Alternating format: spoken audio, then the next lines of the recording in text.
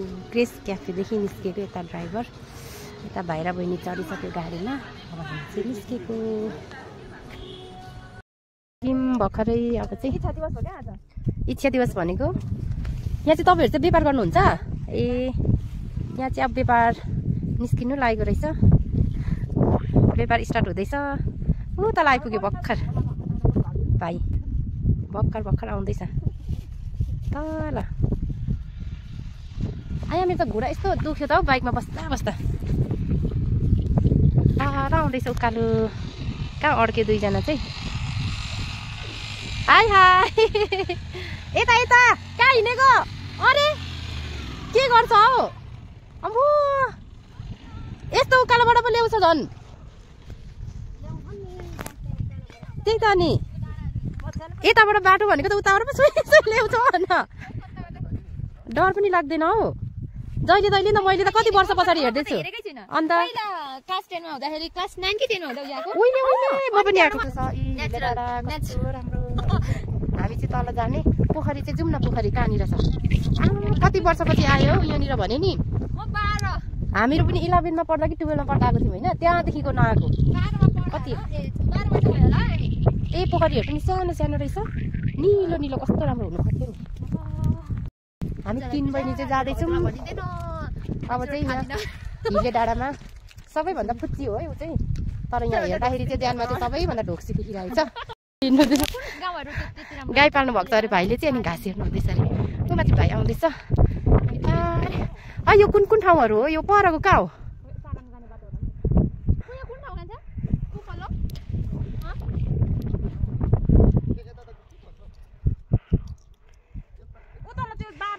photo भिडियोमा मात्रै हेर्दा हेर्दा हेर्दा आज बल्ल आउनु पाइयो म पनि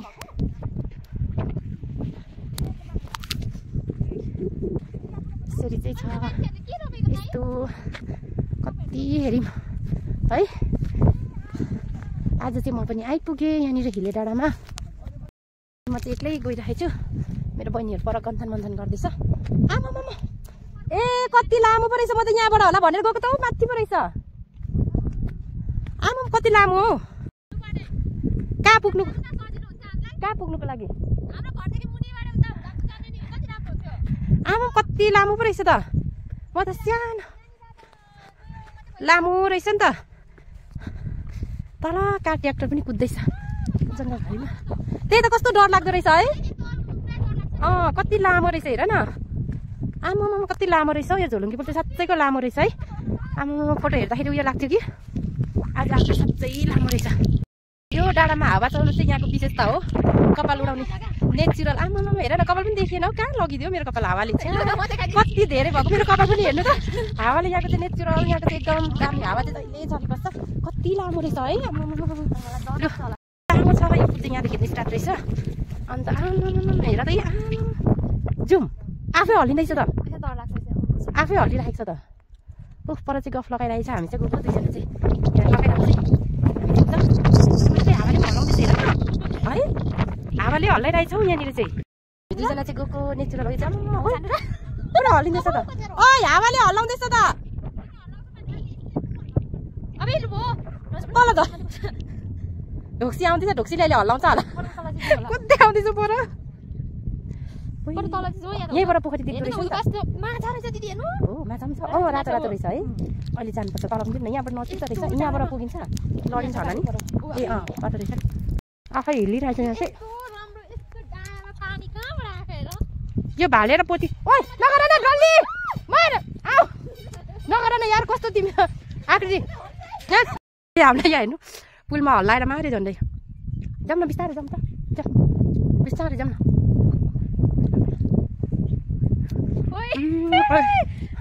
कुदेको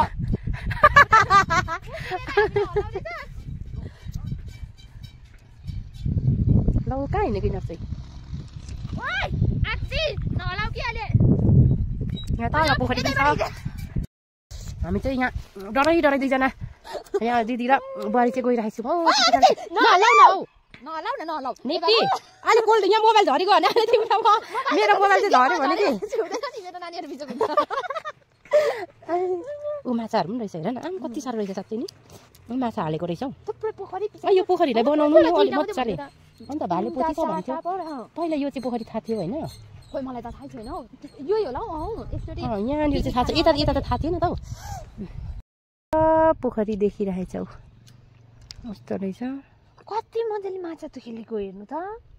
खेल्छ माछाहरू त कति धेरै छ नि माछा त यो पोखरी चाहिँ थाहा थियो मलाई यो पोखरी मात्रै थाहा थियो अरू त थाहा थिएन हौ अरू पोखरी पनि रहेछ पक्रेर लानु दिन्छ होला त माछा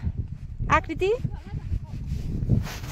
कसले के गर्छ नि कसले यहाँ देखेको छ अब चाहिँ फोटो खिचिरहेछ यति लामो पुल रहेछ कति दुःखले कष्टले आयौँ यहाँ एउटा ढोइमा हिँडेको ढोइमाले सबै पुलै हल्लाइदिएर हावाले हल्लिरहेको थियो ढोइमाले कस्तो राम्रो डाँडा पखालु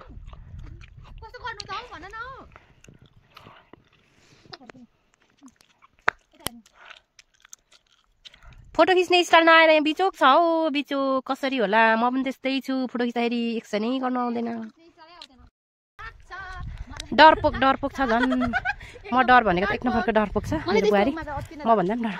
यता चाहिँ राम्रो आउँदैछ देख्दैछ कि सिन क्यामेरा हल्लिरहेछ छिटाउ कुदेर स्पिड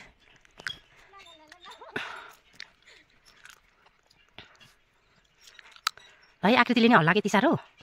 तिमीले नै हो के साह्रो खतरा छ हौ अब हामी चाहिँ लाग्यौँ फेरि अब तलतिर ओह्राली उकाली यो यत्रो बाटोतिर त्यो बाइक त्यो टुपी कुदाउँदा त म त अघि त डरले था नि टेक्दा यहाँ मेरो घुँडा र फिलै दुखिरहेछ यहाँनिर यस्तो बिचक भयो दुईजना फुलको डाली डालीमा टेने टेने तिम्रो रूपको लालीमा आएको छैन खुसी आली आलीमा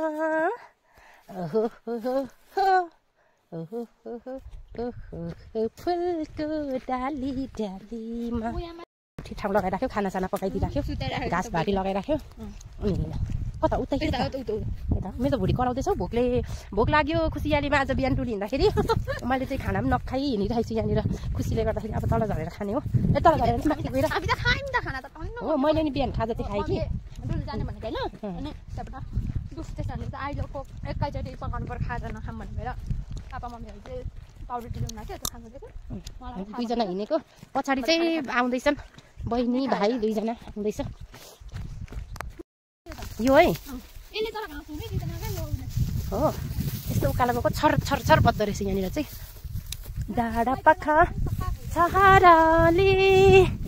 तिम्रै गीत गाउँछ यो गुराँसहरू किन नफुलेको नि गुराँस फुल्ने बेला हो सताएर नजौटारा एमा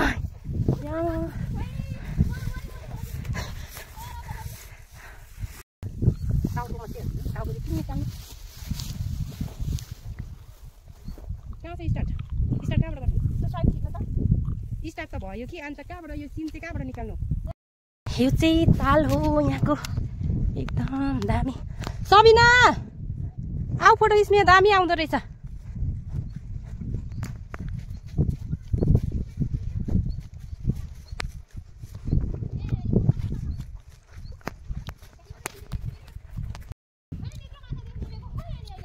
सबै भाग्यो डरले म आएको कि पहिला अन्त भाग्यो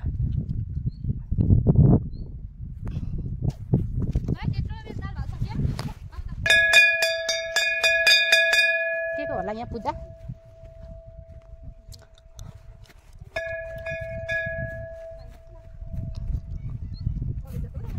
यहाँ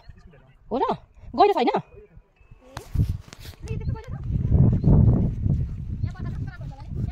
ए यहाँ पोखरीमा फोटो खिच्नु भनेको त